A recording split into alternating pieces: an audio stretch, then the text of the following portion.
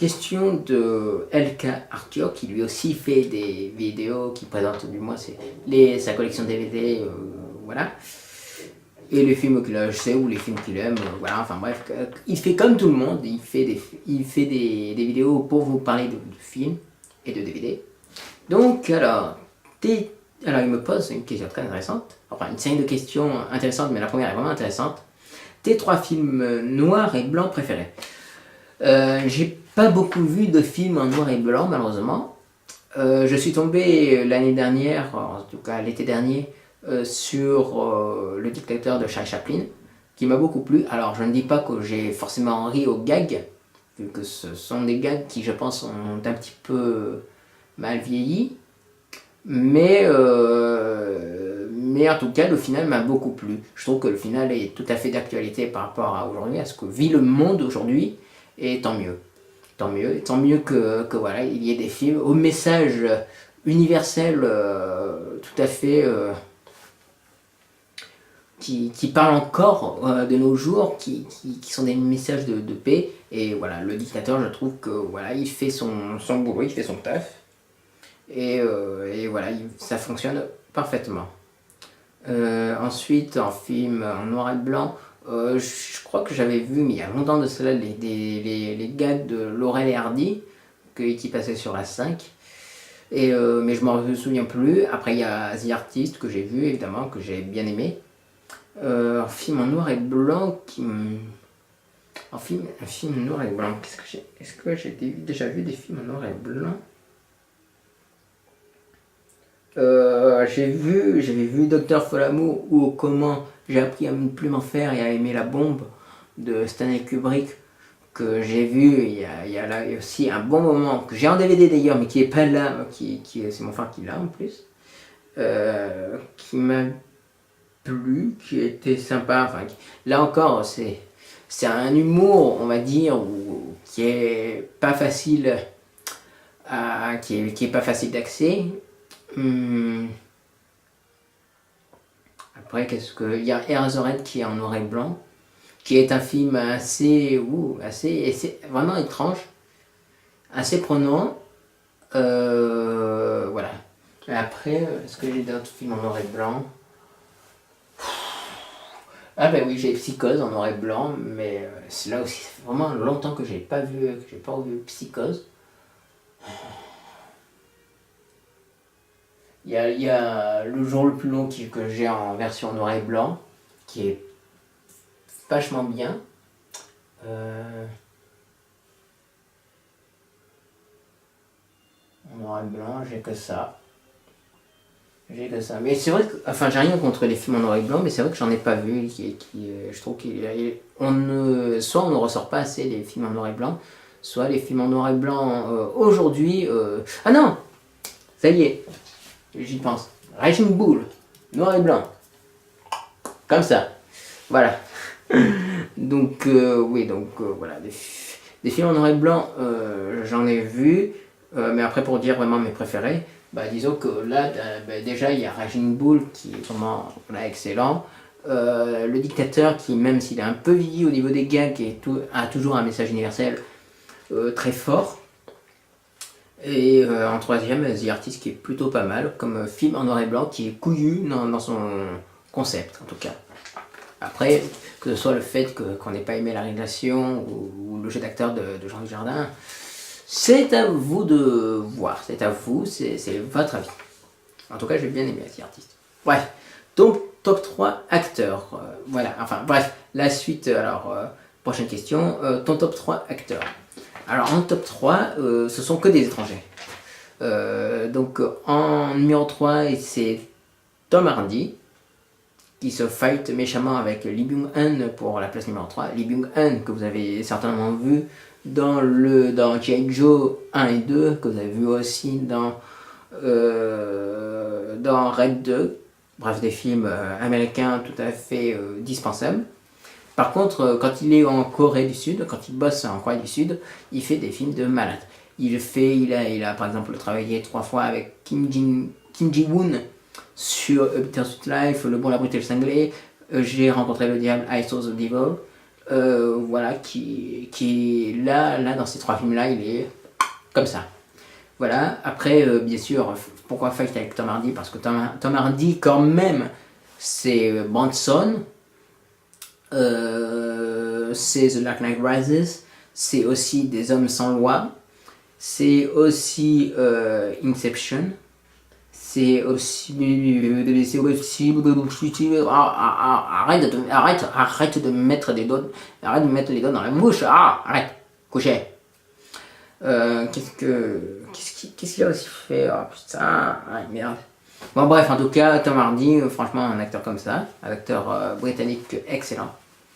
En numéro 2, c'est Michael Fassbender. Parce que Michael Fassbender, non seulement il a la classe, le mec, mais en plus, c'est vraiment un très très bon acteur. Voilà, dans Shame, dans Hunger, j'allais dire Hunger Games, moi, putain, quel connard je suis, quel con même. Donc voilà, en numéro 2, Michael Fassbender, parce que Hunger, parce que Shame, parce que 12 Years a Slave, parce que X-Men, le commencement, certainement X-Men, The Day of Future Past, voilà. Après, il y a aussi Jane Eyre avec Mia Wasikowska, voilà, où il est comme ça, quoi. Enfin, il est comme ça. Ensuite, qu'est-ce que. Voilà, et puis Prometheus aussi. Prometheus, je trouve qu'il est vraiment très bon dans Prometheus.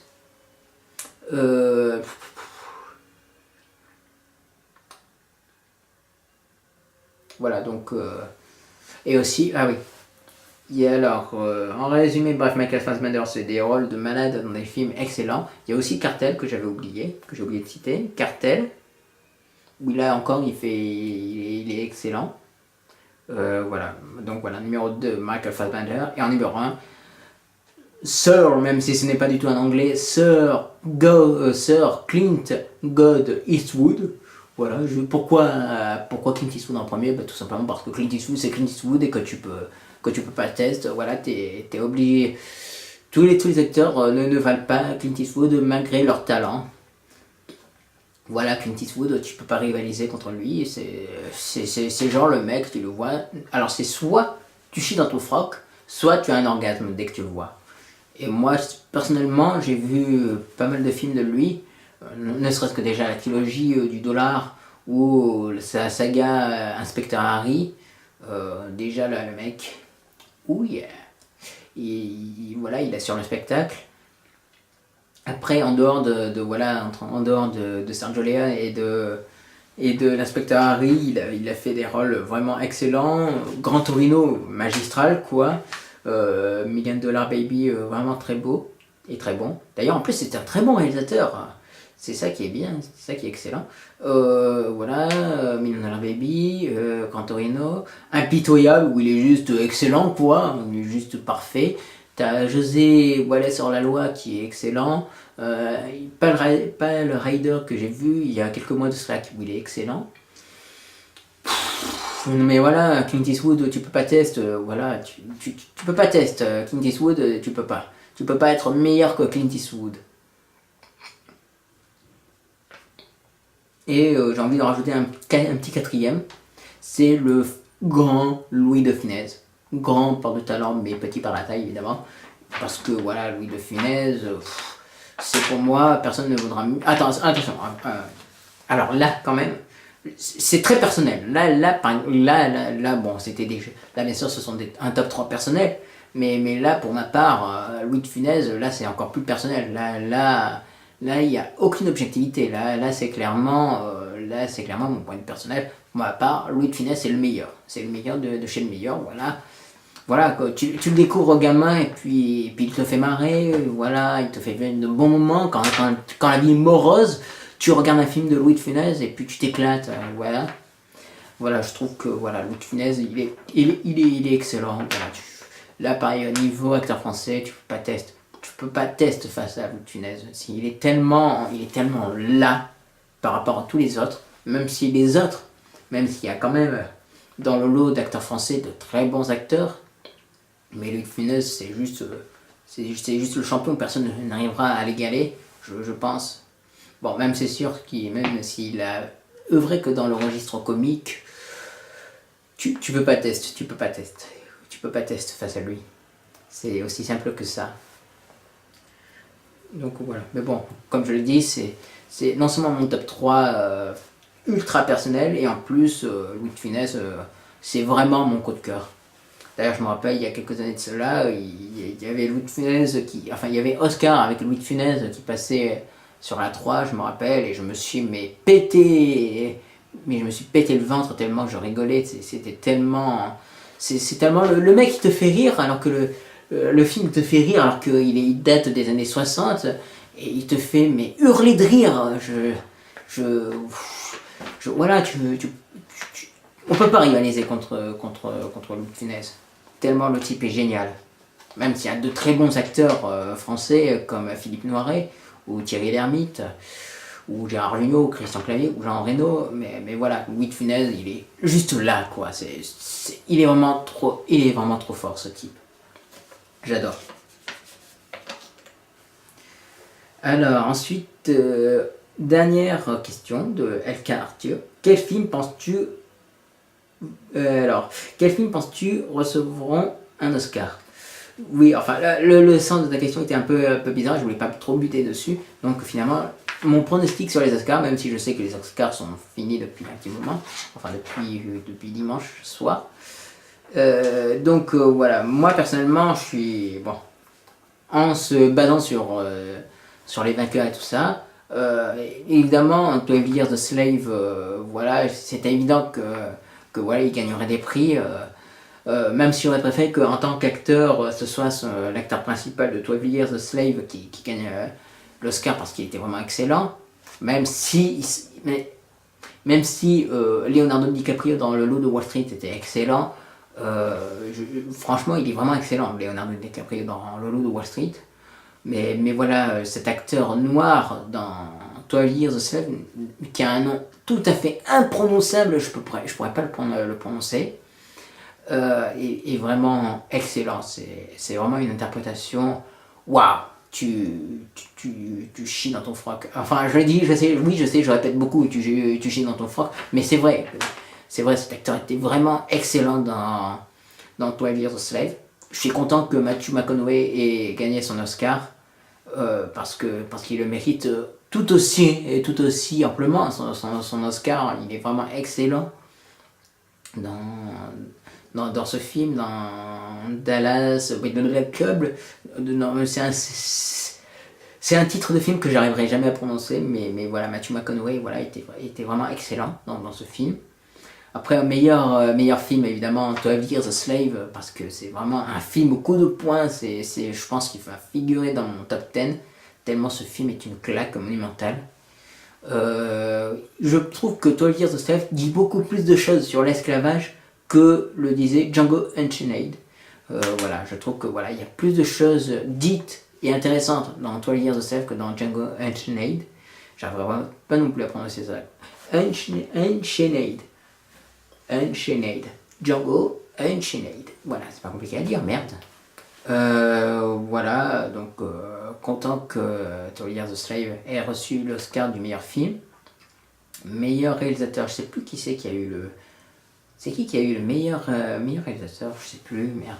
Enfin bref, je pense que meilleur réalisateur, ça se serait joué entre Martin Scorsese, parce que oui, je dis Martin Scorsese et pas Martin Scorsese. Michael, tu vois, tu comprends. Martin Scorsese, oui, et si, la famille, va fanculo, oui, si. Bref, ça serait joué entre Martin Scorsese. Je dis Martin Scorsese si je veux, compris. Martin Scorsese, Alfonso Cuarón et Steve McQueen. Oui, je dis Steve McQueen pour bien le dire français, avec Steve McQueen, l'acteur. Ça se serait joué entre les trois. Je sais même pas si les frères Coen ont été nominés en tant que meilleur réalisateur, parce que quand même, Inside Llewyn Davis, c'était quand même au niveau réalisation, c'était du top. D'ailleurs, je crois je sais même pas, j'ai lu très rapidement les vainqueurs de la soirée, mais j'ai pas vu le nom des frères Coen dans la liste. C'est très bizarre, c'est incroyable quand même. J'aurais cru qu'ils auraient donné un Oscar aux frères Cohen, mais non.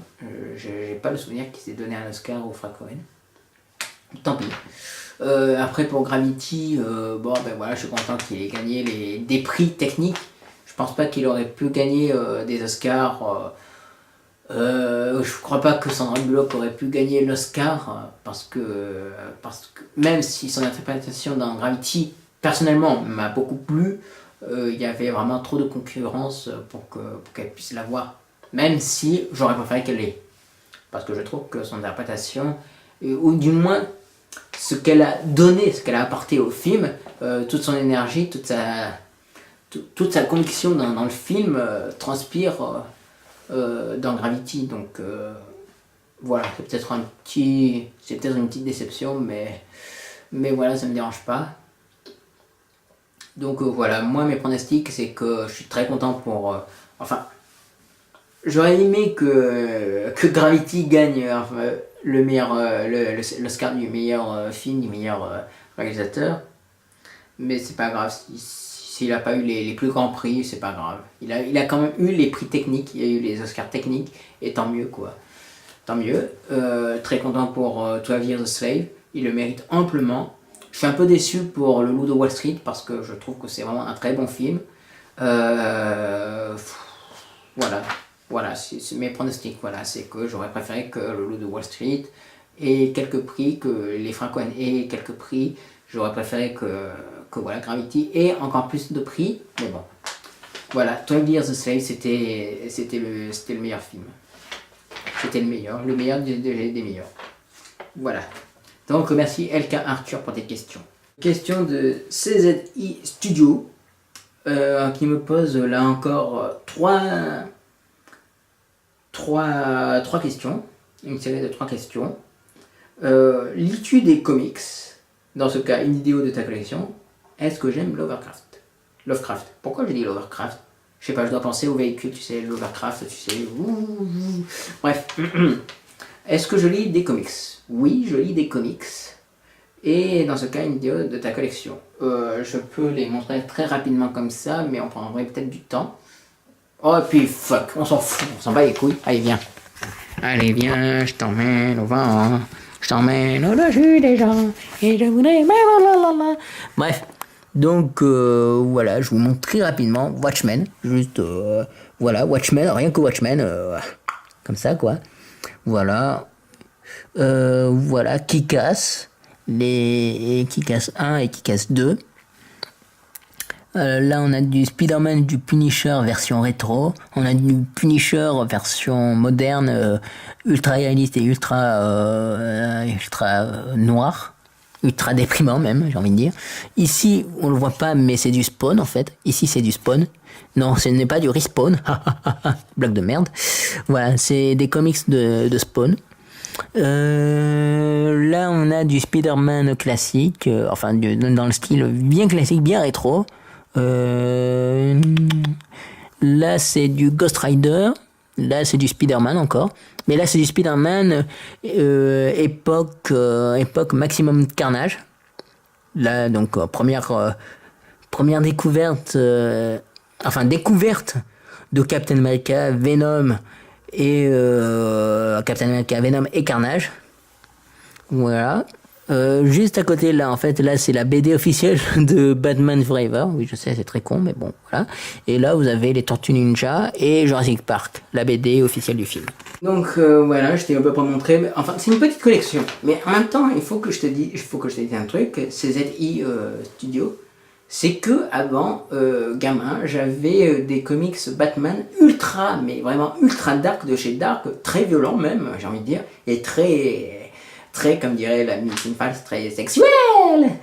Oui, je sais, je t'imite très mal, mais bon, je pouvais pas m'en empêcher, je suis désolé. Je suis désolé, Sinfight. Très dark, très violent, très, très sexuel. Ça m'a marqué. Il y a aussi Batman Punisher, la première rencontre avec le Punisher. Juste, wow, le mec, rien, il a cette tenue avec cette tête de mort là. Ici, c'était la première fois que je voyais ça et j'étais là à me faire waouh, putain, wow, putain, ce mec il gère et tout. Et puis il y a aussi Azrael, qui voilà, pareil, la classe incarnée, le mec. Voilà, mais je sais plus si je sais même plus si j'ai perdu Batman Punisher ou si je l'ai carrément donné. Mais ça m'étonnerait que je l'ai donné. Soit vraiment le truc, il doit être dans le grenier, sous une pile de livres ou je sais pas où. Mais clairement, je l'ai plus. C'est dommage. J'avais aussi des BD Batman, la série animée des années 90. J'avais quelques numéros voilà, voilà, que j'aimais bien regarder. Voilà. Mais il y a aussi, juste en dessous des comics, en fait, il y a aussi les mangas. Mais bon, vu que tu m'as pas posé de questions sur les mangas, donc je te montrerai pas. Puis c'est une petite collection en fait, donc ce n'est pas aussi impressionnant que d'autres personnes, d'autres fans de comics ou de mangas non plus. Donc, mais j'aime bien en tout cas. En tout cas, ce que j'ai là me convient parfaitement. Et puis voilà, Watchmen c'est comme ça. D'ailleurs, j'adore la BD, j'adore le film. Et oui. Donc voilà. Ensuite, est-ce que j'aime Lovecraft? Et pas Lovecraft. Est-ce que j'aime Lovecraft? Je n'ai pas de bouquin de Lovecraft. Je connais l'univers, le Cthulhu, ou le Cthulhu, je sais pas, le Cthulhu. Je vous ai plus en tout cas cette espèce de monstre tentaculaire, voilà, fantasme de tous les geeks, de tous les passionnés de fantastique. Je ne connais pas très bien, je connais à travers bien évidemment le travail de Guillermo del Toro, qui rend souvent hommage, le travail de Stuart Gordon, qui a adapté de nombreuses histoires de Lovecraft. J'avais lu il y a longtemps de cela sur Wikipédia un peu la vie de Lovecraft, mais je m'en souviens plus et tout. Alors, est-ce que j'aime Lovecraft? Je ne sais pas, je pourrais pas te dire comme ça. Il faudrait que je lise vraiment ses histoires, les histoires qu'il a écrites. Pardon, désolé, petit rototo. Il faudrait que je lise les histoires qu'il a écrites. Je pense que ce sont des univers vraiment très intéressants. Mais après, je peux pas dire si j'aime. Il faudrait vraiment que je lise Lovecraft. Il faudrait que je trouve la motivation pour lire Lovecraft. Donc, désolé. Donc, je pourrais dire oui, mais ce serait mentir. Du moins, en tout cas, ce qu'a fait Guillermo del Toro sur ses films transpire évidemment d'un amour pour Lovecraft. Et la façon dont c'est retranscrit, on se dit que Lovecraft, c'est pas de la merde, c'est du... comme ça. Mais voilà, malheureusement, ma connaissance de Lovecraft ne se résume qu'au film de Guillermo del Toro, ce qui est très con. Donc voilà. Voilà, je lirai ça, je lirai quelques nouvelles écrites par Lovecraft ou quelques romans écrits par Lovecraft, et je te dirai.